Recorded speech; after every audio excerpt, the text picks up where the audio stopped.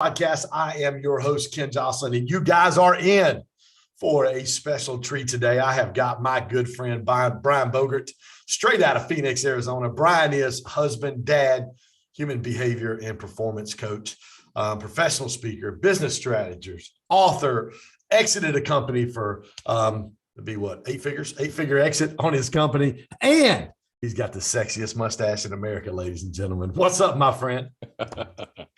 Buddy, I'm always happy to be with you. I don't know if it's the sexiest mustache, but it's definitely the most trustworthy. One of my other business partners calls it the trust stash. It just reaches out and touches people, apparently. I love it, dude. I love it, dude. The trust stash. I love it. Hey, tell everybody a little bit about where you're at and what you've got going on right now, Brian. Yeah, so man, I'm a husband and father. So I'm very much in the state of dad and husband right now. I got a 7.5-year-old and a 6-year-old. And then obviously, man, I'm kind of in my playground in the world right now. I'm an entrepreneur having a good time. We've got 4 different entities. We're all on a mission to impact 1 billion lives by 2045. And, it's one of the first times in my life, man, I get to live 100% as who I am. And it's pretty cool to see all the what's in my world starting to become a manifestation of who I am. So, man, I'm having a blast, but we're doing a lot of coaching and speaking. We've got LinkedIn and different types of sales systems and automation. We've got a PR business, and we've got a media and content arm. So, our lives are full, but we're impacting a lot of lives and we're having fun doing it. You said something just a minute ago, and I want to run with that. You said, I'm finally living out my true self, I believe is what you said, like who I am. Mm-hmm. Talk about that journey, Brian, to get where you're at right now and what that looks like. Because I think there are a lot of people listening today. They're like, what does that mean? Yeah. Well, there's a lot of context from early in my life that I don't know that it's appropriate to go there right now. But truthfully, I had a bunch of things happen early in my life that just probably not dissimilar than other people, where it's like we're born as our brightest, burning, most authentic light. And then all of a sudden the world starts telling us all the things that we should do or shouldn't do or should be or shouldn't be or should have or shouldn't have or should want or shouldn't want. Like we literally get all these narratives from parents, teachers, employers, coaches from the time we're kids all the way until we're in the professional world. And all of a sudden it starts funneling us down into this box that fits what the world wants us to be. But all of a sudden we're just an empty vessel of who we once were. Right. And so I would tell you, it's like after, going through multiple different layers of this, having been a part of scaling a business to over 15 million within the span of a decade, I wake up one day and realize that I have all the what's of the world that I ever wanted: the car, the house, the money, the things, right, that the world told me I should want. And I'm running in circles of people making multiple 6 figures, 7 figures, 8 figures in many cases. And guess what? All of us were miserable, myself included. Right. And we all had what the world told us we should want. From the outside in, it looked like we had everything together. We had all this joy, freedom, and fulfillment.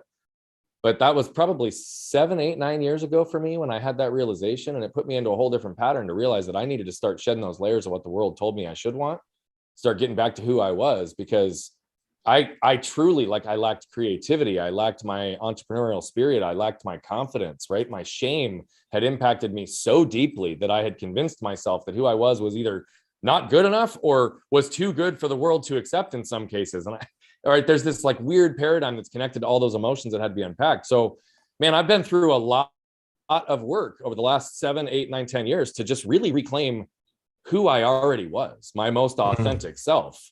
But I had convinced myself, wasn't good enough for what the world wanted. So I had to remind myself who I was before the world told me who to be. I love that. And it's amazing how many unbelievable men and women I get to talk to on our podcast. And you said it just a minute ago, everybody looked in, everybody I was around was quote unquote successful. Everybody looked, I had the car, I had the house, I had the family, I had all the stuff.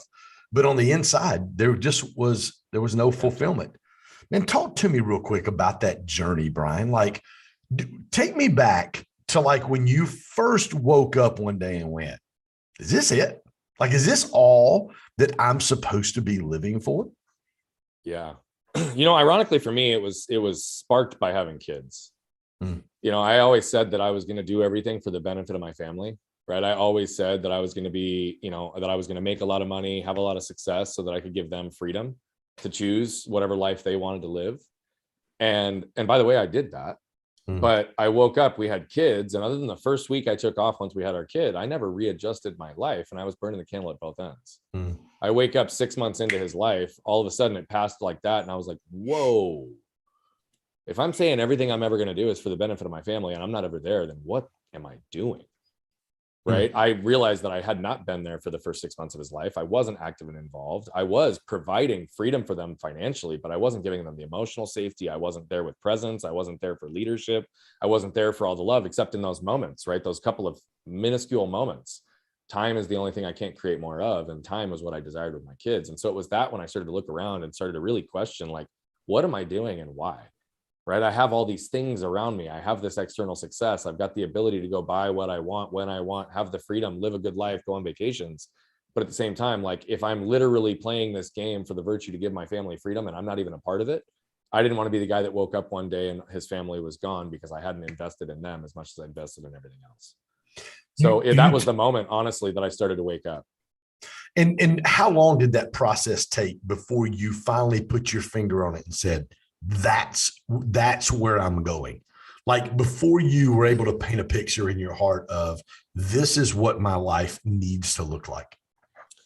So in the initial process, so what I did truthfully is, in that time, I went out and I hired a coach, right? It was the first time in my life I'd hired a coach. I felt like I didn't have the resources, the time, the money, or the answers myself. And so I needed to go find somebody else.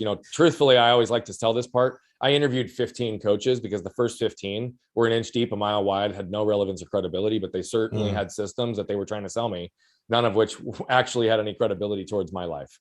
So I finally landed with somebody, and it was very early, the messaging. I mean, it was the first time that I talked to him. He said, "Brian, you got to be doing this." And I said, "What are you talking about?" Because you got to be a coach and a speaker.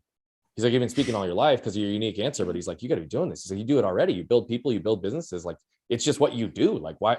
And I was like, yeah, whatever, buddy. Like, I told him to F off. I was like, "I'm paying you a lot of money not to tell me how great I am. Help me figure out this other shit. Now you're trying to add something else on my plate when I'm trying to refocus my energy with my family." I literally told him to bug off. But he kept trickling over the course of 9 months. And what I realized is he was telling me what I needed to hear, not what I wanted to hear. And it wasn't really about adding something else to my plate. It was about creating more alignment in my life, right? Yes. Around the things that, like, who I am, who I'm doing this for, who I want to impact and serve. And also just really getting much more aware and intentional in everything that I was doing. And so I would tell you that before I started to really put my finger on it, it was probably 6 to 9 months of working actively with a coach before I started to see transformation happen. And then I would tell you it was another few years before I was like, yep, okay, the vehicle that I'm building my life around, which was my old business, is not the one for me. I put my thumb right on top of it. And it wasn't until 2019 where I had that crazy aha. It was like, oh, it's time. Right. And that I didn't even see myself. That was a big challenge for my wife. And so, but the layers that I've had to shed, man, it's been 7 years of active, vigilant work. It's painful. It's dark. It's hard. But every time I go through the valley of despair, every time I turn into that pain, every single time I experience something I think is going to crush me, I come out better on the other side. And so 7 years, I'm still in process. Something as recently as 3 to 4 months ago, I unpacked something major that I was blind to, right? I'm in the business of helping people see themselves more clearly. I think I see myself very clearly, yet I still have blind spots. I'm human, which is why I have multiple coaches still in my life, right? Yeah. But the reality of it is, it's like, you ask, when was the moment, right? It was probably 6 to 9 months before I started to get some direction. It was another 5 years before I had my thumb on it. And I'd already been building a coaching and speaking business alongside my other successful business. And I still didn't see it clearly. So why I say this is, it's not like all of a sudden you flip a switch and your life all of a sudden changes. No, at that moment, I had 30 plus years of conditioning that I had to start shedding the layers on. You don't boil the ocean overnight. You don't shed on those layers overnight. So it's been 7 years of active work. And my journey's, I think, just started. So let me ask you a question, Brian. You talk about the journey because we live in a microwavable society. Everybody wants stuff 10 minutes ago. Like, it's just not fast enough. We idolize the Instagram entrepreneur who's got the jet or got to this or got to that. We want it quick. Talk to me about how you walked through the journey. Or let me ask you this, better question. Talk to me how you embraced the journey and found joy through that journey. I love the words you just chose. I was a softball brother, man, and I love you so much. If I could, I'd reach through this screen and give you a kiss with a trust dash right on the forehead. It wouldn't be the first time you kissed me. I know. No, it wouldn't be. And it's probably not going to be the last. Let's be honest. So, I mean, really, I was given a gift early in life. And so I think now's the time to kind of unpack that piece of it, because it's this philosophy that I've really just learned to embrace in my entire life. And it came from experiences early on.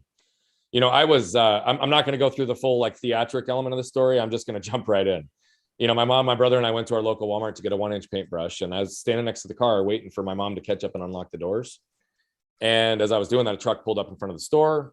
Driver and middle passenger get out. Passenger all the way to the right felt the truck moving backwards. So Kenny did what any one of us would do. He scooted over to put his foot on the brake. What I realized not that long ago, by the way, is that I've always told the story through the lens of like he missed the brake and hit the gas, but I've never quite understood the force that went into the pedal until recently. So this is what's kind of interesting. The aha moment was, look, if you're in a vehicle that's moving forward, what do we all do? We raise our knee up as high as we can, and we slam down on that brake pedal with force to stop it quickly, right? I never quite connected the dots on that, because when I say he missed the brake pedal and he hit the gas, think about all the force that went into that gas pedal. I mean, it went to the floor, and he literally revved the motor up, and it was having many explosions that catapulted that vehicle 40 miles an hour across the parking lot right at us with no time to react. So I'm standing in this end spot, right next to my mom's car. He goes up and over the tree, goes up over the median, hits our car, knocks me over, runs over me diagonally, tearing my spleen, leaving an entire truck scar on my stomach, and continuing on to sever my left arm completely from my body. So I'm there on August 10th, 1992, 115-degree day in Phoenix, Arizona. My mom and brother watch this whole thing happen. They now see me laying on the ground. They look up and they see my arm 10 feet away. Fortunately for me, I had a guardian angel that walked out of the store right at that time. There was a nurse. She saw the literal life and limb scenario in front of her, and she rushed immediately into action, which I'm forever indebted for this woman that she did instead of choosing to go on with her day. She came over and stopped the bleeding on the main wound and saved my life. And she instructed some innocent bystanders to grab a cooler, fill it with ice, and get my detached arm on ice within minutes to give me a fighting chance of having a reattached limb. So Ken, brother, man, like, had she not done one or both of those things, I either wouldn't be here with you today, or I'd be here with you today with a cleaned up stump. Like, that's just the reality. Let me ask you a question. Let me ask you a question before you go on, because I've never asked you this question before. Yeah. How much of what that woman did for you, you said it, you said she stopped and didn't go on without her. She didn't just go on about her way. How much of what she did for you that day drives what you do for other people today? It's a great question. A lot. I wouldn't be here if it wasn't for her choosing to turn into that moment. I mean, there's no other way to say it. And she was one that truly saved my life.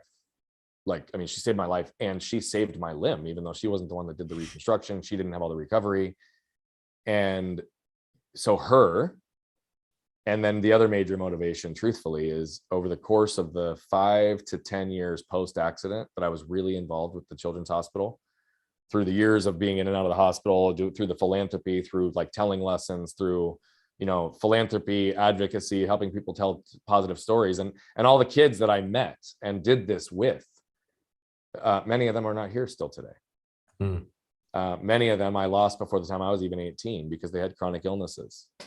And so one of the first lessons you've heard me talk about is this idea that, like, I learned not to get stuck by what's happened to me, but instead get moved by what I could do with it. That happened when I was laying in the ICU bed, feeling sorry for myself, feeling like the victim, when all of a sudden we have all these other families coming up to us saying, we're so sorry for what happened to you. What can we do to help? And then come to find out, literally their kid laying in the bed next to me doesn't know if he's going to live another 30 days because of the chronic illness that they have. So that like concreted that perspective really quickly. And then I think the motivation and the drive, dude, I'm one of the lucky ones. Like, people look at me and they're like, would you ever change it? Hell no, not for a second. Because the perspective that I've gained through life, through this experience, the people that I've interacted with, the pain that I've been able to endure, the things I've been able to see, witness, and the work that I've had to put in is the biggest reason that I know what it feels like to be stuck, to be looked past, to not be a priority for somebody, to not feel worthy, to feel depleted, to feel like I'm going through the motions in life just because, right? I know how miserable that is. I know how much that sucks because I've been there. Despite all the craziness I've been through, I still found myself right there, right? And so I reflect back on the lives lost of these kids that I know would be living joyous lives, finding ways to impact the lives of others. And I reflect back on this one woman that literally a millisecond decision was the difference between saving a kid's life and not. And so they got your arm reattached. Walk us through kind of, you mentioned about the next 8 to 10 years of surgeries and all the different things you went through for your limb to be saved. Pick well, story. So this is where we come full circle to the question that you asked me, right? And it's it's the second lesson that I learned through this whole experience. At 7, 8, 9, 10, 11, 12, 13, 14 even, right? Although I was the one that had to put in the work in occupational and physical therapy, although I was the one having literally unceasing medical treatments. I had 22 surgeries over the course of 5 years as a 7, 8, 9, 10, 11, 12-year-old.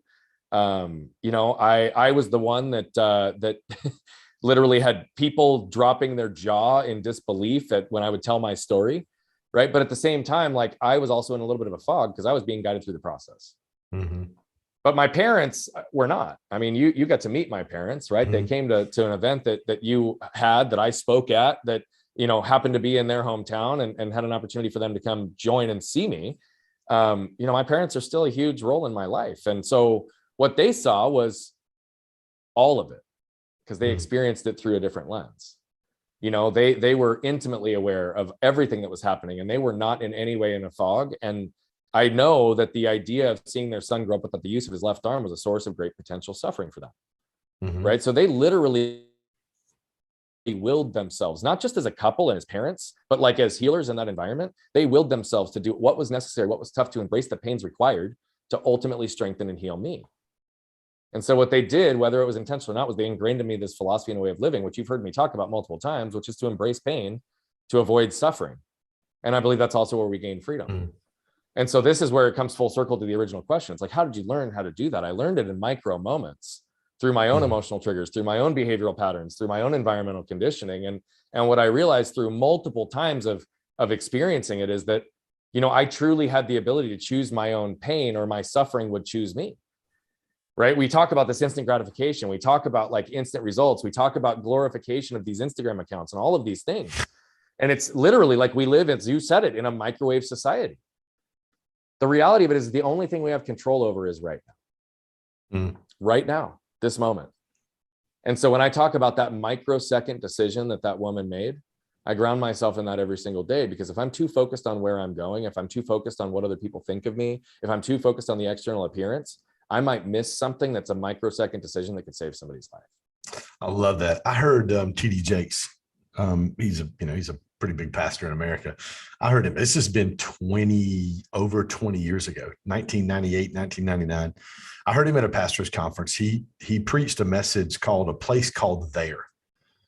And he just talked about how we're always trying to get there. And once we get there, it doesn't give us what we thought it was going to give us. And the whole point to what he preached out of that day was enjoy the journey.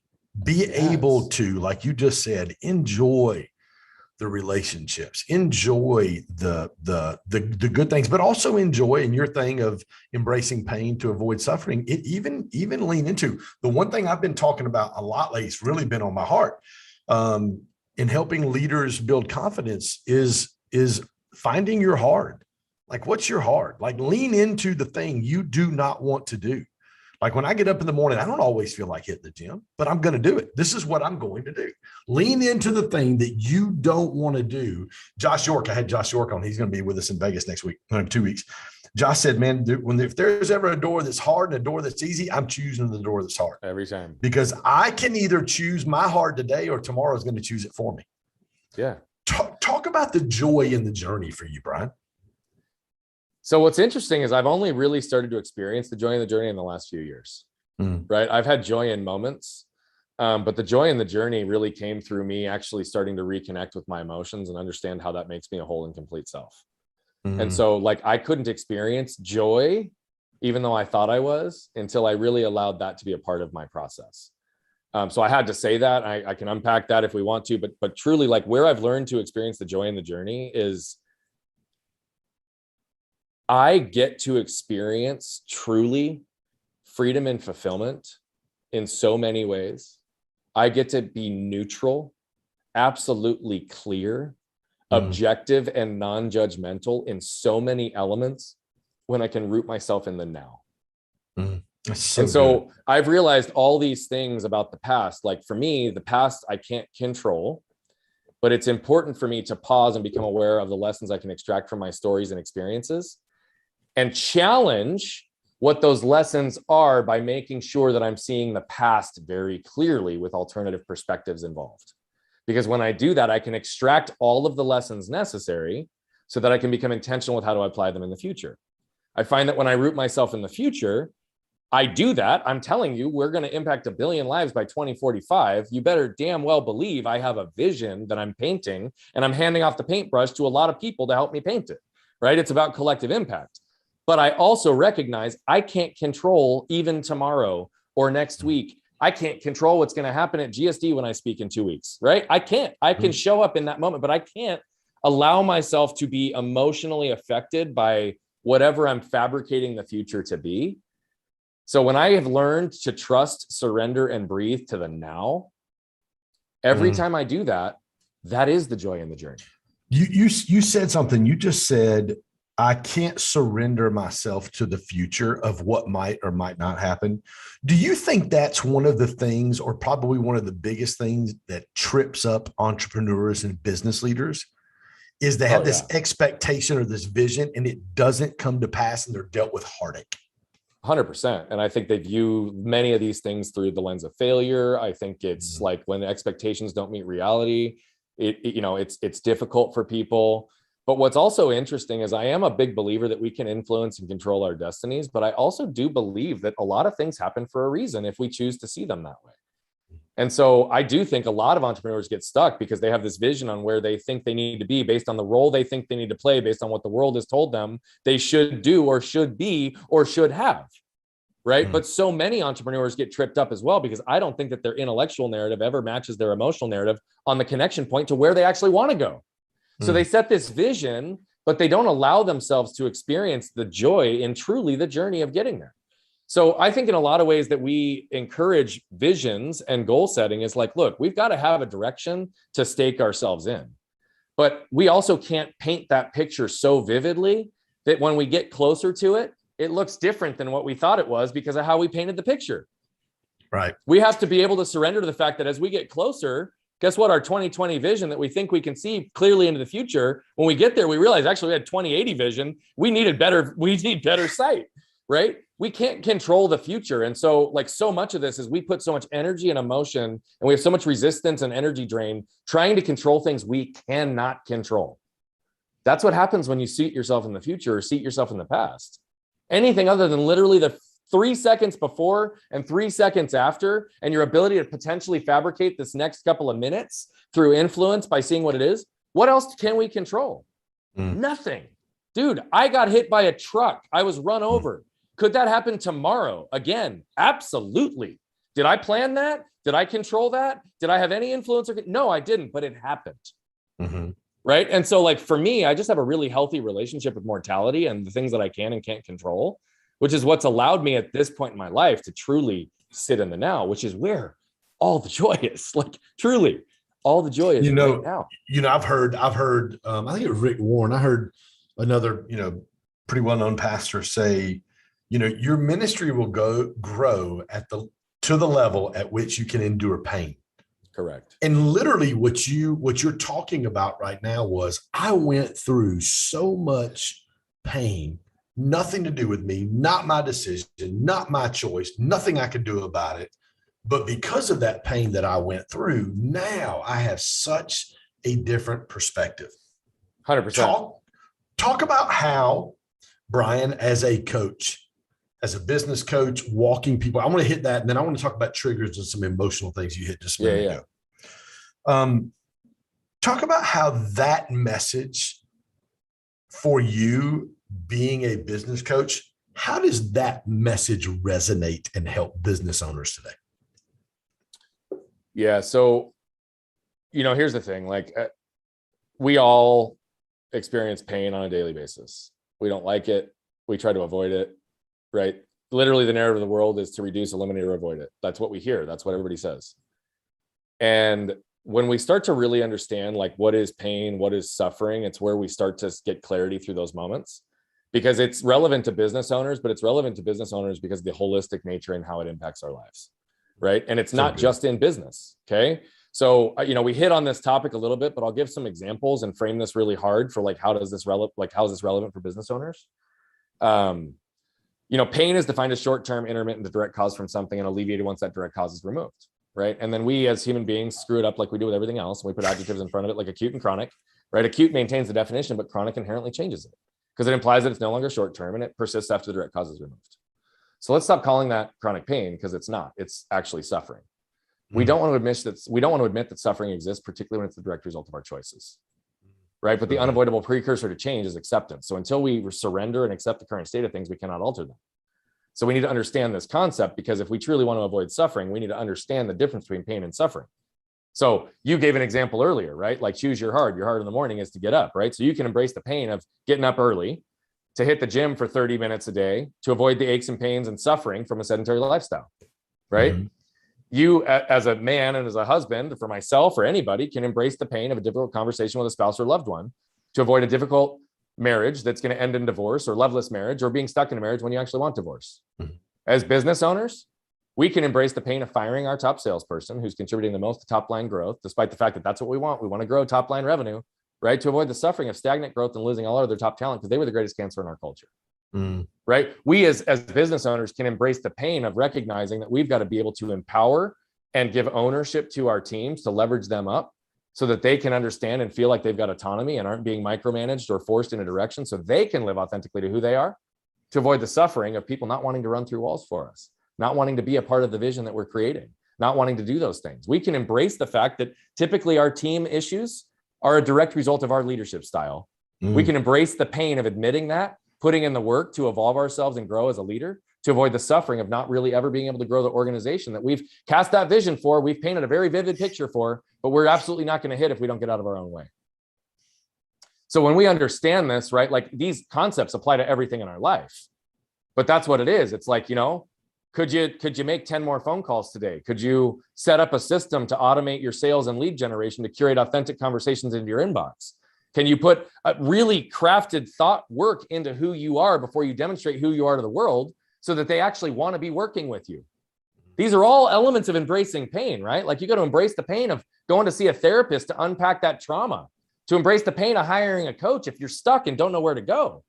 Otherwise, you're guaranteed suffering on the other side in both those scenarios, because your emotions, you won't be able to escape, or you won't ever be able to get unstuck because you can't see things clearly in your life or in your business.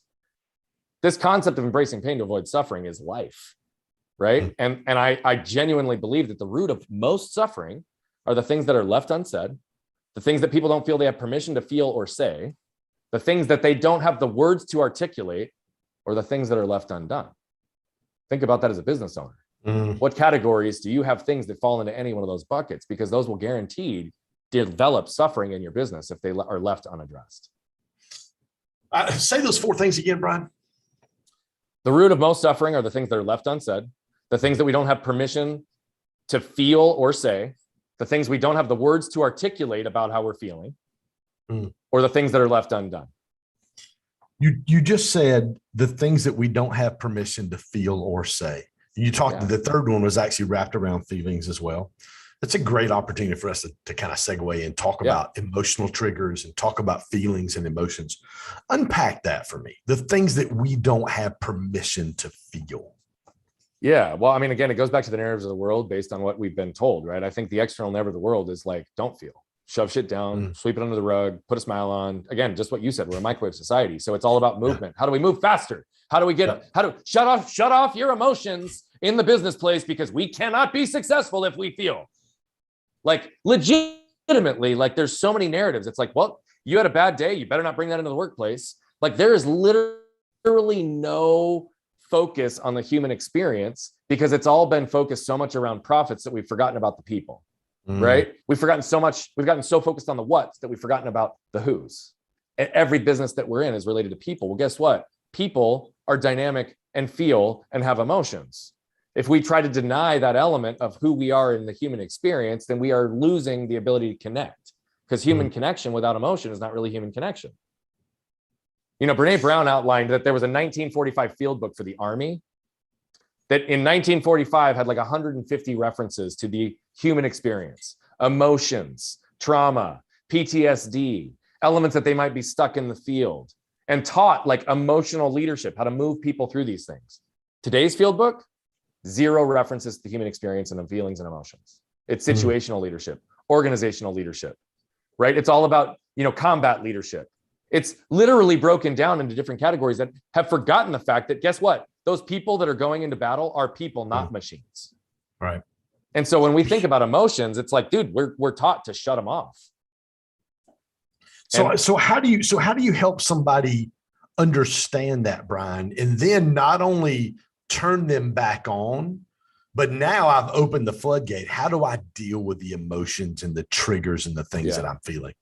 Yeah. Well, I mean, and again, it hurts. It's painful. So we don't really want to feel sometimes. Feeling sucks.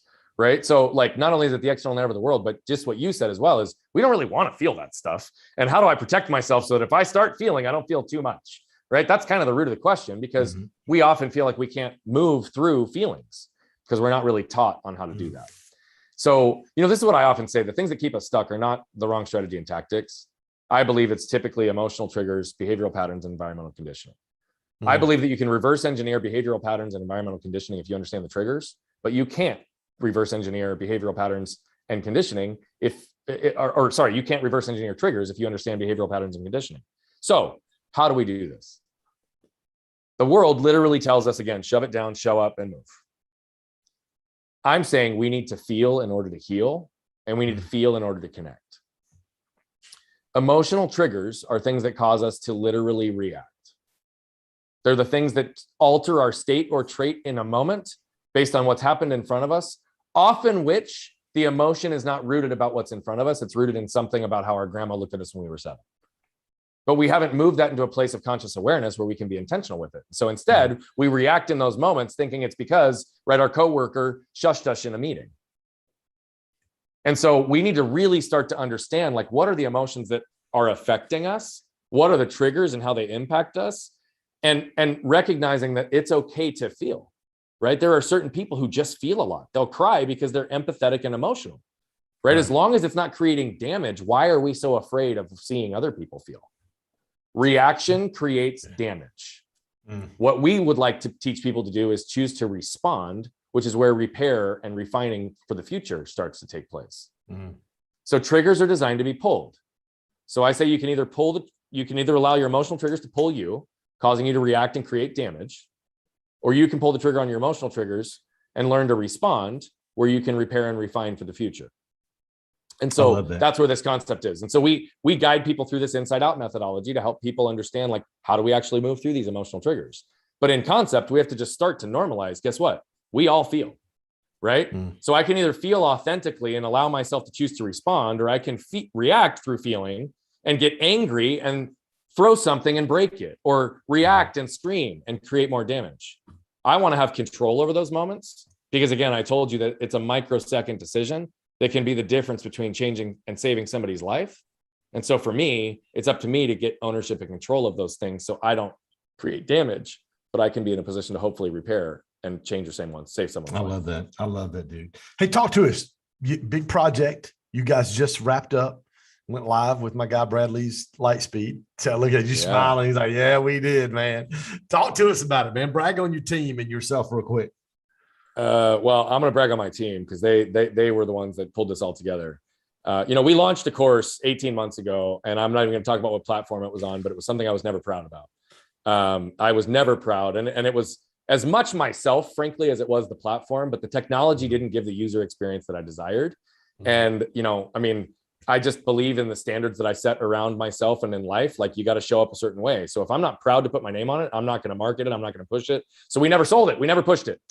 And ended up connecting with Brad about 10 months ago, had some really good conversation with him. And it just became really clear that his technology was going to be the platform that we could build the customer experience we wanted. And that he was also going to be a partner that would help us continue to refine the technology so we could continue to craft the user experience. So Brad is a guy that I've been building this relationship with. Our team, for the better part of 9 months, literally took everything we had done in our prior course and looked at it through a microscope. Where do we improve it? How do we improve the customer experience? How do we create language that people can really identify and connect with through the way that they navigate through this? Because this isn't a course about us. It's a course about you. It's a course about whoever goes through it. It's literally called No Limits You. And so we are really proud to launch this version that is going to refine, that is going to grow, that is going to continue to get better. But it finally went live this week, which we're very, very proud of. We're proud of the interactive content. And it is so geared towards helping people better understand who they are, get more clarity in their lives, build their lives in alignment, learn how to embrace pain to avoid suffering, learn how to use their emotional triggers towards their advantage by moving through them with awareness and intentionality. And it really does give people a platform and a foundation to start being able to move through the world a little more free. The way we've designed all of our stuff is not to get people dependent on our stuff. It's to elevate and empower them, because at the end of the day, I don't want people dependent on our stuff, because we want to impact 1 billion lives. So we need to run as many people through and have as many advocates for what we're doing in this movement to bring and usher in the era of who again. That's what it's all about. It's all around who you are, who you're doing this for, who you're going to impact. So, man, thanks for giving me a chance to talk about it. Hey, really where can they find that, Brian? NoLimitsYou.com, literally NoLimitsYou.com. That's going to be a great place and a landing page to teach you more about it, but very proud of what the team did on this one. Yeah, I'm proud of you, buddy. As soon as I mentioned it, you just lit up, man. You're like, yes. We talked about it a little bit off air just a while ago. Well, dude, I'm proud of you, man. Best place for people to connect with you, my friend. If you're on social, go to @BogertBrian on any of the platforms. You can reach me there, or you can always go to brianbogert.com. There's a million ways to engage. And we're always looking to figure out ways that we can elevate and empower folks. So just let us know how we can help. I love it. We're 2.5 weeks away from Vegas. Somebody's on the fence of pulling the trigger on a VIP or an executive ticket going, man, $1,500, man, $5,000. That's a huge investment. What would you say to them? I would say that Ken has created an environment with a lot of heart-led entrepreneurs where the people can come in and truly be vulnerable enough to help start transforming their lives. I've seen in this GSD environment how many people have genuinely changed who they are, getting back to who they are, because they're in an environment that allows them to feel safe, protected, seen, understood, and connected, which is the root of the human experience. Ken creates that environment. If you're on the fence, you're questioning whether or not to do it. I have spoken at the last 3. This will be the 4th one that I speak at. Every one, yeah. And oh, by the way, these are in environments that I'll be a part of as long as Ken wants me there, because it's a room full of really good people that you're going to grow from. So it's not about each speaker. It's as much about the people in the room as it is about the lessons that you're going to extract through the platform he's built. So I say, if you're on the fence, pull the gun on the 1,500 and just get yourself there. But if you want the VIP experience, it's every bit worth the $5,000. Yeah, it's going to be amazing, dude. I appreciate that. We've worked really hard. It's funny. I was on the phone the other day with somebody, and they were talking about Brad or Dave Meltzer or you or one of the speakers we got coming in. And there's a few people on this lineup that people don't know that are like Hazel Ortega is one of the top Hispanic entrepreneurs in the state of California. Dude, her business is doing 8 figures a year. I mean, it's unbelievable, some of the people we've got. But the common thread is the DNA and the just really the authenticity in every one of them. And I told the guy on the phone there, I said, dude, we don't have a green room. Like, they don't get ushered from a green room on the stage and then they leave and you never get to talk to them. They're all, as you learned the last time, my bad, we're all standing in the back of the room, like talking, right? Like they're there, they're accessible, they're shaking hands, they're talking to people. They really genuinely care about the people that are there. And that is, dude, I'll tell you what, man, if there's one thing that I'm proud of, it's that we've been able to build incredible relationships with guys like you. And like I said, 3 boot camps. This is going to be our 4th one. Atlanta is the 27th and 28th of January.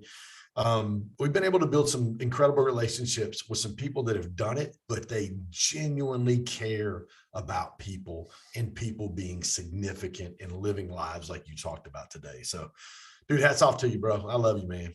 I love you. I'm kissing you when I see you, and I'm gonna get all up in that mustache right there. Good. Bring it on, brother. We'll make it a glorious embrace. It'll be beautiful. Yes, brianbogert.com, guys. No Limits You. That's NoLimitsYou.com. Just dropped that course yesterday. We were actually looking at it offline. It's phenomenal. Shout out to Brian, his team, Brad Lee, the guys at Lightspeed, for getting that done for him. Guys, listen, thanks for joining us on our As the Leader Grows podcast. We've got some unbelievable speakers and people coming in this week. I believe Wednesday, we've got I've got Rennie Curran, former University of Georgia football player, Aaron and Sarit are coming on this week. The following week, again, we've got guys like Anthony Trucks. We've got guys like Dan Clark. We've got guys like Dave Meltzer. We've got an unbelievable lineup coming for you here on our podcast. So I will see you tomorrow at noon Eastern time. Brian, thanks, my friend. Thank you, brother. Talk soon.